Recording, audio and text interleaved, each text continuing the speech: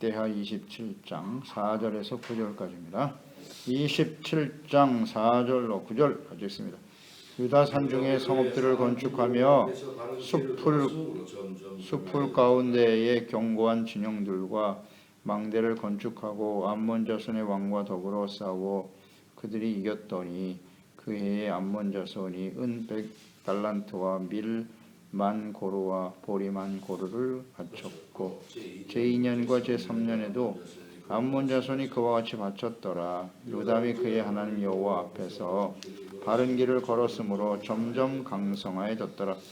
요담의 남은 사적과 그의 모든 전쟁과 행위는 이스라엘과 유다 11기에 기록되니라. 요담이 왕이 오를 때 나이가 25세요 예루살렘에서 다스린 지 16년이라. 그가 그의 조상들과 함께 노음에 다윗성에 정사되고 그의 아들 아하스가 대신하여 왕이 되니라. 아멘. 흠이 없이 생을 마감하라. 우시아에 이어서 왕이 오른 요담, 아버지의 좋은 점을 계승하여 하나님 앞에 정직히 행하였죠. 하지만 산당을 제거하는 일에 힘쓰지 않은 결과로 당시의 백성들이 후패하여 산당에서 우상 숭배에 빠져 있었습니다. 그 4절 말씀에 요담은 하나님의 성전 북문을 건축하고 이어서 유다의 성읍들을 견고하게 했다 그랬는데요. 성전 북문을 먼저 건축했다. 그만큼 그가 하나님을 경외하는 마음이 있었다는 것이고요. 이어서 오벨성을 건축했다. 그 오벨이라고 하는 것은 원래 언덕이란 뜻이에요. 그 의미 자체는 언덕, 산 이런 것을 의미한다는데 예루살렘 성 안의 동남쪽에 위치한 낮은 언덕인데 예루살렘을 지키기 위해서 이것을 요새하는 것은 매우 중요한 것이었다고 하죠. 그래서 오벨성을 건축하게 되었고 유다의 산중의 성읍들도 건축하여 견고하게 하였다. 진영과 망대를 건축했다고 그랬으니까요. 이것이 요담 왕이 강성하며 살아갈 수 있었던 하나의 중요한 원인이 될 수 있었다. 근거였다는 거죠. 그러니까 이 순서를 분명히 해야 됩니다. 먼저 하나님의 성전을 건축하고 그랬거든요. 그러니까 하나님과의 관계를 바르게 세우는 것이 언제나 우선순위예요. 하나님의 성전, 제사와 예배를 바르게 하고 하나님을 경외하고 섬기는 일이 우선되어야 하고요. 즉 하나님과의 관계를 항상 점검해야 돼요. 예배, 기도, 경건의 삶을 바르게 하고 있는지, 내가 하나님 앞에서 온전한가, 말씀 가운데서 자기 자신을 점검하고 돌이키는 일이 언제나 우선이. 그 다음에 성벽을 견고하게 했다고 그랬으니까 가정, 우리에게 적용시켜 보면 가정, 교회, 개인적으로는 우리의 마음을 견고하게 세워가는 거죠. 하나님과의 경건의 삶이 우선이고 그 다음 삶을 견고하게 세워가야 한다. 견고하다, 성읍이다. 이것은 이제 대적들 원수의 공격에서부터 지키는 거 아니겠어요? 대적으로부터 지키기 위해서 견고하게 세우는 것인데 우리의 가정과 교회와 나의 마음, 우리의 인생을 견고하게 세우려면 어떻게 해야 될까요? 그 견고한 성은 언제나 하나님의 말씀이 되어야 할 것이고 믿음으로 견고하게 세워야 될 것이고 의의 삶이고 그 다음 화평 이런 것들이 우리를 견고하게 지켜줘요. 견고하게 지켜줍니다. 그러기 위해서는 하나님과의 교제, 관계, 경건의 삶 이것이 언제나 기초가 되어야 하는 것이에요. 이 관계를 우리가 잘 좀 묵상을 하면서 이 순서가 바뀌면 안 되고요. 이 우선순위가 절대 바뀌면 안 되고요. 그리고 또 한쪽으로만 치우쳐도 안 돼요. 양쪽 다 우리에게 필요한 것인데 하나님의 백성들, 이스라엘 역사 속에서 우리가 얻을 수 있는 교훈은 하나님과의 관계를 바르게 하는 일보다 유다의 성읍들을 건축하고 국방력이나 군사력을 튼튼히 하는 일을 더 의지했다는 거예요. 이게 결국 실패의 원인입니다. 하나님과의 관계를 바르게 하는 일에는 소홀히 하고, 즉 경건의 삶을 게을리하고 성벽만 의지하려고 하는, 자신이 가지고 있는 외형적인 힘, 재물, 권력 이런 것들만 의지하려고 하는, 이것이 실패의 원인이라는 사실을 잘 알아야 합니다. 호세아 8장 14절에 보면 이스라엘은 자기를 지으신 이를 잊어버리고 하나님을 잊어버리고 왕궁을 세웠으며 유다는 견고한 성읍을 많이 쌓았으나 내가 그 성읍들에 불을 보내어 성들을 삼키게 하리라. 하나님을 잊어버리고 유다 백성들이 견고한 성읍을 많이 쌓았다. 그러니까 결과적으로는 하나님의 진노 앞에 서게 되더라. 이거 절대 진리 아닙니까? 소중한 교훈이죠. 무엇을 견고히 해야 할 것인가? 무엇이 우리의 인생을 견고하게 하는 것인가? 하나님과 그 말씀을 잊어버렸다? 참 중요한 말씀이네요. 자기를 지으신 이를 잊어버렸다. 우리 돌아섬을 잊어버리지 않습니까? 잊어버리지 않으려면 어떻게 해야 되겠는가? 주야로 묵상하는 수밖에는 없어요. 자꾸 들어야 돼요. 또 듣고 또 듣고 계속 들어야죠. 돌아서면 잊어버리는데요. 하나님을 잊어버린 결과는 심각하다. 보이는 힘만 의지하려고 하는 거예요. 보이는 힘만. 실패 원인이죠. 그러나 반면에 시편 18편 1절로 2절 다윗의 시편이죠. 다윗 지혜로운 사람. 나의 힘이신 여호와여, 내가 주를 사랑하나이다. 여호와는 나의 반석이시고 나의 요새이시며 나를 건지시는 이시요 나의 하나님이시요 내가 그 안에 피할 나의 바위시요 나의 방패 나의 구원의 뿌리시로다. 나의 산성이시로다. 아멘. 이 다윗의 시편에 많이 나오는 말이죠. 관용구처럼 나오는 말입니다. 이 산성 요새라는 말이 무엇을 의미하는지 아시겠죠? 그는 눈에 보이는 산성이나 성읍, 높은 성읍을 자랑하고 의지하지 않았다는 거예요. 오직 하나님이 나의 요새고 산성이 되셨다는 거죠. 나의 피할 바위가 되셨나이다. 이런 고백을 항상 할 수 있다는 거. 이게 얼마나 소중한 일인가. 잘 묵상을 해보세요. 나의 인생을 지켜주는 것이 무엇이라고 생각합니까? 나의 삶의 울타리가 되어주는 것은 무엇일까? 이게 정말 하나님이라고 생각하고 있는가? 그러면 하나님과의 교제 관계를 소중하게 여기게 되겠죠? 하나님을 잊어버리지 않도록, 말씀을 잊어버리지 않도록 항상 근신하고 깨어 하나님의 말씀을 주야로 묵상하는 자가 되어야 하겠죠. 그것이 우리를 삶에 지켜주는 거예요. 시편 127편 1절 여호와께서 집을 세우지 아니하시면 세우는 자의 수고가 헛되고 여호와께서 성을 지키지 아니하시면 파수꾼에 깨어 있음이 헛되도다. 아멘이죠. 하나님이 지켜주시는 인생. 여호와께서 집을 세우지 아니하시면 하나님이 우리의 인생을 세워준다. 그것은 곧 하나님의 말씀 위에 세우는 것이고 하나님을 바르게 경외하고 예배하고 섬기는 삶이 언제나 우리의 삶의 근간, 기초 그게 되어진다는 의미겠죠. 이것을 우리는 잘 묵상할 필요가 있어요.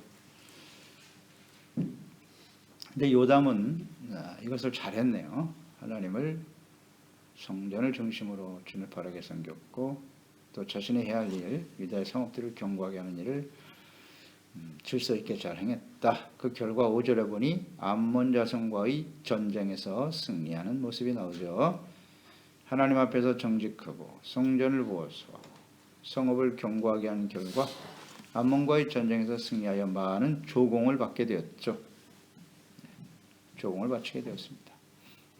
암몬은 이스라엘의 숙적이죠. 숙적 유다가 연약한 모습을 보면 언제든지 공격해 오죠. 블레셋, 암몬.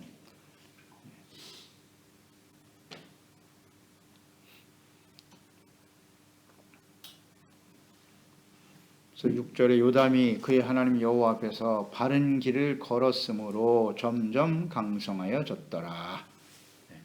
바른 길을 걸었대요, 요담이. 그래서 점점 강성해졌다. 이게 우리가 주목하는 말이죠. 점점 강성해졌다. 다음이 문제죠. 그 이후에 선왕들의 경우 처음 시작은 정직하게 시작했다가 점점 강성하여지면서 어떻게 됐어요? 대부분 교만해졌죠. 그래서 우상숭배에 빠지게 되고요. 악을 행하는 과정을 반복하게 되었다. 그래서 보게 됐는데 요담은 어떠했느냐? 하여튼 점점 강성해졌다면 그 다음이 불안한 거예요. 이건 우리 평생 잊지 말아야 돼요. 점점 강성해지고 삶의 걱정이 없어지고 평안하였더라. 그 다음이 문제예요. 다음이 거의 부패하고 타락한다고 보면 되고요. 거의 그렇게 돼요. 거의. 대부분이 그런 현상을 우리가 오늘날도 보고 있는 것이고요. 이상한 일이 아니에요. 그런 죄종들과 그 부패하고 타락한 그리스도인들의 모습을 보면서 우리가 비판할 필요도 없고 이상하게 여길 일도 없고 당연한 일입니다. 그건 당연한 일이에요. 모든 사람이 그 길을 가게 돼 있어요. 강성하게 되면요. 그 길을 갑니다. 누구도 예외가 없어요. 그러니까 요담은 강성하여졌는데 그 다음에 기록이 없네요. 기록이 없고 그렇게 인생을 마감했다. 이렇게 돼 있어요. 그러니까 요담이 강성한 후에 본인 개인적으로는 부패하여 우상에 빠지거나 악을 행하지 않은 채 인생을 마감하였습니다만은 그러면 그가 과연 흠이 없는 인생을 마감했는가? 이런 걸 좀 묵상해 볼 필요가 있겠죠. 요담 자신은 점점 강성해진 이후에 악을 행하지 않고 마감했는데 과연 완벽한 흠이 없는 인생이었을까? 그렇지 않다예요. 그렇지 않다. 그 다음에 요담이 죽은 후에 그 아들 아하스가 왕이 됐거든요. 아하스. 근데 우리가 계속 묵상되겠지만 아하스는 아주 악한 왕이에요. 아버지를 전혀 닮지 않았어요. 바알 우상을 다 끌어들이고요. 그러니까 이 요담 당대는 일어나지 않았는데 강성한 이후에 요담은 범죄하지 않았을지 모르지만 그것이 아들 때 나타나 버렸어요. 무슨 의미인지 아시겠죠? 저는 묵상되기는 요담이 강성한 후에 그 강성함이 아들에게 그대로 계승된 거예요. 그러니까 이 아들은 시작할 때부터 강성함으로 시작했을 것이고, 그러니까 아버지가 부패하지 않으니까 그 아들이 부패하더라. 그 강성함 때문에. 이렇게 묵상될 수 있죠?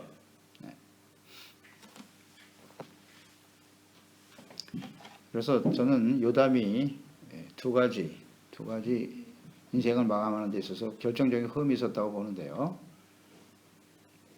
이 아들을 제대로 가르치지 못했다는 거예요. 자녀를 바르게 양육하는 일에 실패했다. 이 패역한 아들에게 왕위를 물려주었다. 이게 결정적인 실수입니다.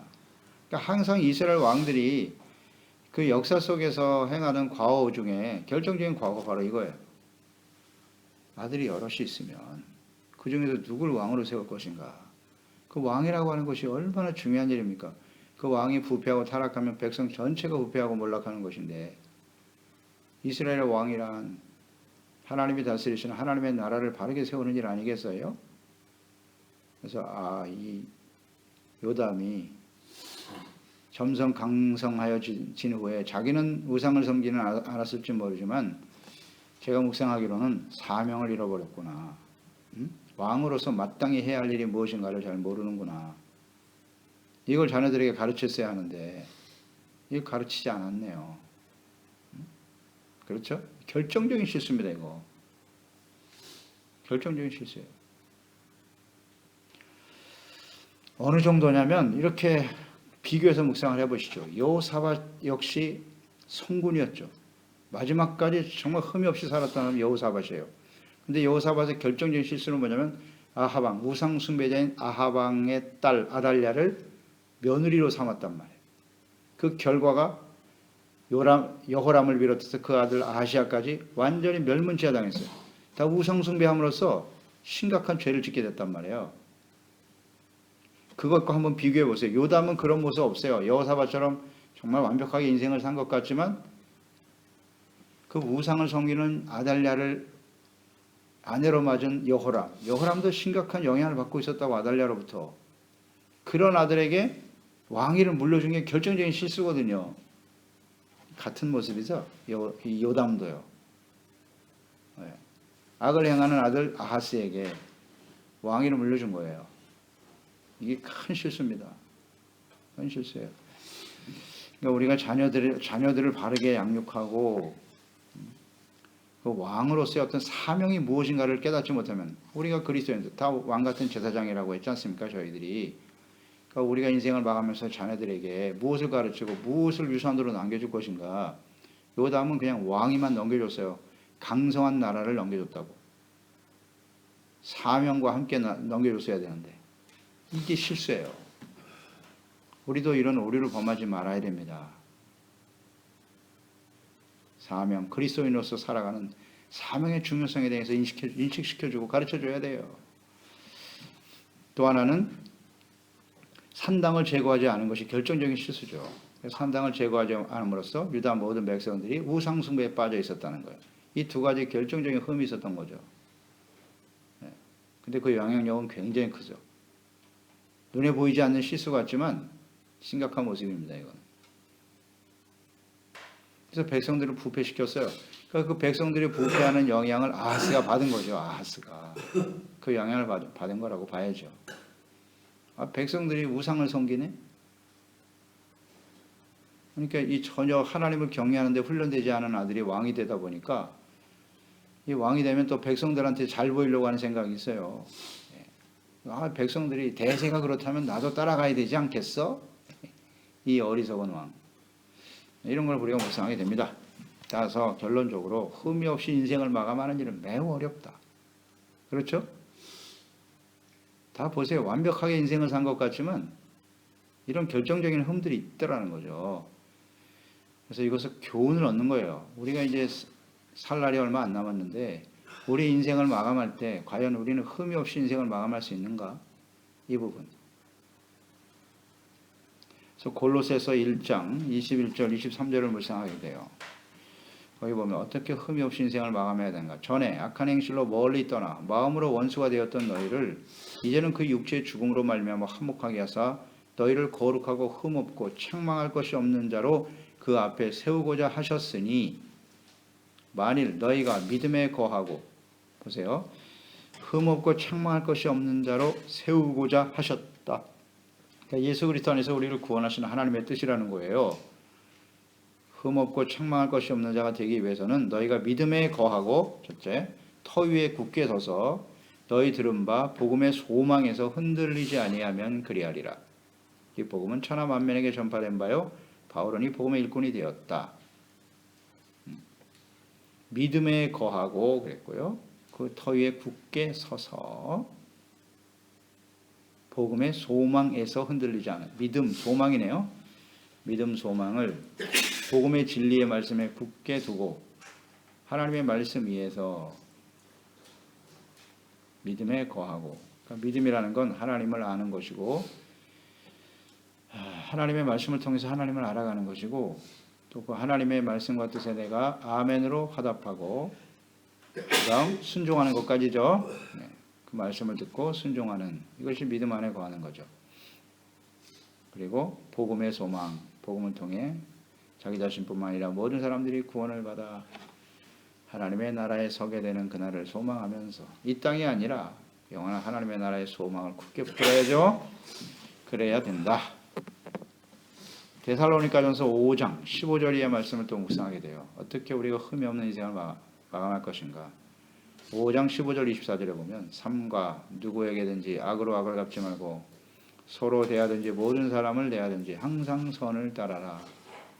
항상 기뻐하라. 쉬지 말고 기도하라. 범사에 감사하라. 이것이 그리스도 예수 안에서 너희를 향하신 하나님의 뜻이다. 성령을 소멸하지 말며 예언을 멸시하지 말고 범사에 헤아려 좋은 것을 취하고 악은 어떤 모양이라도 버려라. 평강의 하나님이 친히 너희를 온전히 거룩하게 하시고 또 너희의 온 영과 혼과 몸이 우리 주 그리스도께서 강림하실 때에 흠없게 보존되기를 원하노라. 너희를 부르신 이는 미쁘시니 그가 또한 이루시리라. 아멘. 흠이 없는 모습으로 다시 오실 주님, 혹은 우리가 인생을 마감하고 주님 앞에 설 수 있기를 간절히 바라노라. 그런 소망을 가진 사람들은 어떻게 해요? 너희를 온전히 거룩하게 하시고 우리의 온 몸과 영과 혼과 몸이 거룩하게 보존되기 위해서는 어떻게 해야 되느냐? 잘 나와 있네요, 그 말씀. 우리가 잘 아는 말이잖아요. 항상 기뻐하라, 쉬지 말고 기도하라, 범사에 감사하라. 이것이 바로 예수 그리스도 안에 있는 하나님의 뜻, 주님의 뜻대로 기뻐하고 감사하고 끊임없이 기도하라는 거예요. 흠이 없이 보존되려면, 우리 마음속에 기쁨과 감사가 사라졌다면 흠이 생긴 겁니다.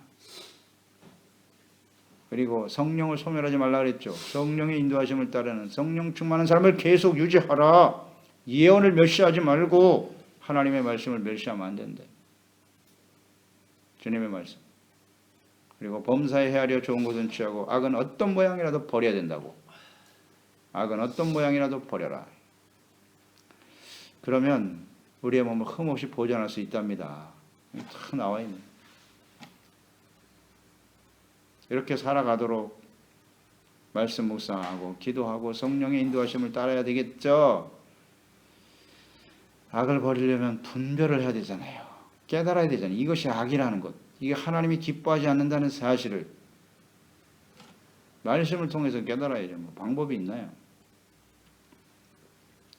그리고 하나님의 성령께서 역사하셔서 양심이 살아나야 돼요. 선한 양심, 착한 마음.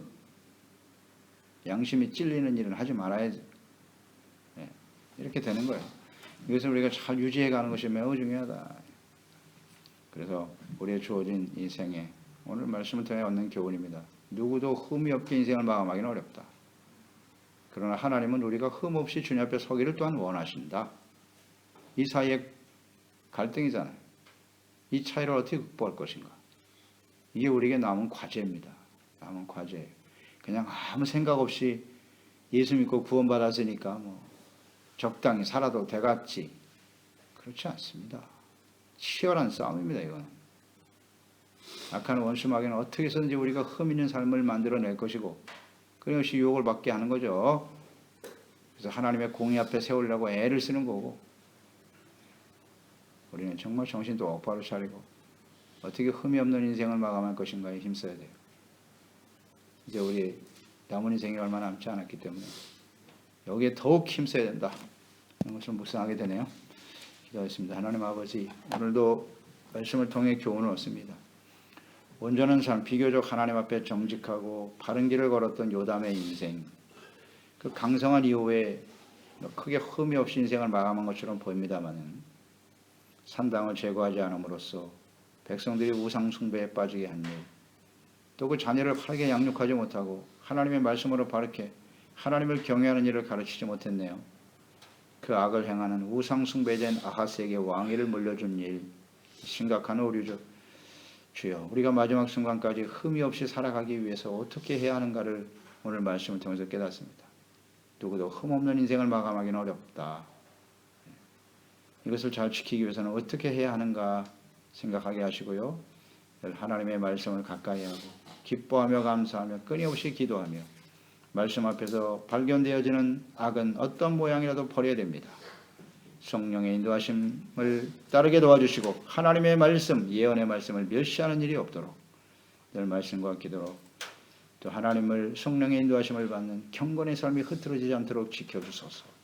예수님의 이름으로 기도드리옵나이다. 아멘.